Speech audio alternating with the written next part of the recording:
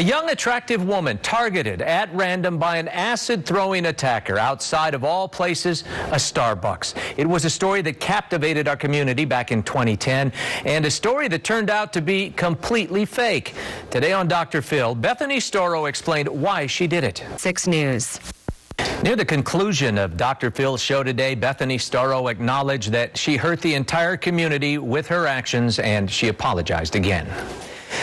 Making news across the Northwest, 10 managers for the Hanford Nuclear Reservation have been indicted, and they are accused of time card fraud. The indictment claims that supervisors at the nation's most contaminated nuclear site did not install new time card equipment. 9 workers have already pled guilty to felony charges related to the fraud. Earlier this month, we learned that cleanup at the site could be delayed because of the layoffs. You know, for March, it wasn't a bad day out there. Some sun breaks, and now we're keeping an eye open for some of the thunderstorms. Bruce Sussman's in the Pinpoint Weather Center looking at those puffy white clouds and that beautiful blue sky. Oh, yes. Hello, Tim. Is lined up in from Murray. Tim? All right. Thank you, Carly. Positively Portland now. A new season's market under construction wants customers to bike to shop instead of drive. So they've made bike access a major point in their construction. In fact, there will be more parking spots for bikes than for cars.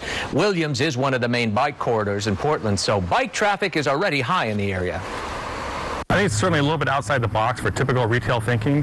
I think if we show success with this, I think other retailers will pick it up also. That new store, by the way, is set to open by the end of August.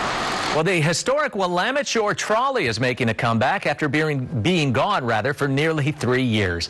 The trolley, which ran from Lake Oswego on a 6-mile stretch along the Willamette to Portland, hasn't been in use since the line's only car broke down. Yesterday, though, workers unloaded a replica to run on the tracks. Officials hope to have the line up and running by Memorial Day weekend. Well, allergies can make you feel itchy, make your nose runny, make you sneeze and miserable like that, but they're also to blame for a spike in ear problems at local doctors' offices. Jenny Hansen has that and more in this week's What's Going Around. Jenny Hansen, KOIN 6 News. For more information on today's What's Going Around segment, go to KOIN.com and click on the Special Sections tab. Still ahead, bald eagles living up to the American spirit, how they are on the mend after being poisoned from eating a toxic horse. Plus, said, hey, Lindsay, looks like somebody found your camera. Here's the link. And the rest is history. the stunning story of a waterproof camera that was lost in Hawaii and then found 6,000 miles away. The worldwide search for the mystery woman that led to Georgia. We're continuing to follow the case of 7 bald eagles that were poisoned from eating a toxic horse carcass over the weekend. The livestock the birds fed on had been euthanized in Winlock and then left out in a field for days.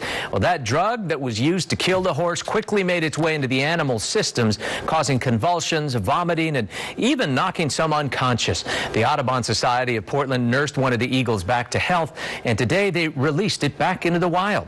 Photojournalist Bill Cortez was there. He's ready to go. That is truly a beautiful sight to see. The other 6 eagles, by the way, are being treated at the West Sound Wildlife Center in northern Washington. All are on the mend, and they plan to release 4 of those on Saturday. A consumer alert now. A new study finds it's easy to figure out someone's identity based only on where they go with their smartphone as it's tracked by GPS. Researchers from MIT and elsewhere tracked about 1.5 million people for 15 months. They determined it only took 4 data points to figure out a person's identity 95% of the time. They say the findings represent fundamental constraints on a person's privacy. Well, a woman in Georgia is extremely happy that someone went to the trouble to track her down. Lindsay Scallon went scuba diving in Hawaii in 2007. While underwater, she got caught in a current and lost her waterproof camera. 5 years later, that camera resurfaced, but it wasn't in Hawaii, not even close. It was in Taiwan, and that's about 6,000 miles away and all moved by the ocean's current. Someone found that camera on the beach, recognized Hawaii in the pictures, and contacted the news there. Lindsay says a friend recognized her in a broadcast and told her about the find. When I was like, at first I thought it was a scam, and then I got to read and I was like, oh my goodness, I think this is for real, and this is my camera, and I recognize that picture. And then I found some other links that showed more pictures, and this is my camera. I couldn't believe it. So the first time you read the article... Well, last night, Lindsay talked with a man who found that camera online. She told him she's coming to Taiwan, and he offered to be her guide there. Okay, from the oceans now to the skies, Bruce is keeping an eye on some possible thunderstorms. And Bruce, what are the chances we're going to see a little lightning or hear some thunder out there? Well, the chances are certainly, and I hope that holds. And we get to see the Easter Bunny wearing Ray-Bans. Ray-Bans instead of the fur getting wet. He does not like the wet fur. Very good. All right, thank you, Bruce. Next, a reality show may end up going where no man has gone before. The $6 billion trip to Mars, the organizers hope will be paid for by its own TV series. Have a story. Look at news now around the world. North Korea says it is cutting off a key military hotline with South Korea. The hotline allows South Koreans to cross the border and work at a jointly run industrial complex. Well, the North linked the move to annual joint military exercises by South Korea and the United States. Yesterday, North Korea announced it had aimed its nuclear weapons at U.S. targets.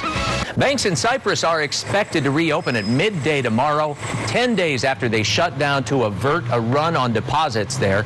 Authorities are trying to come up with some new rules to prevent people from pulling large amounts of money out of the banks once they open. Cypriots will only be allowed to withdraw 300 euros or about $383 in cash each day.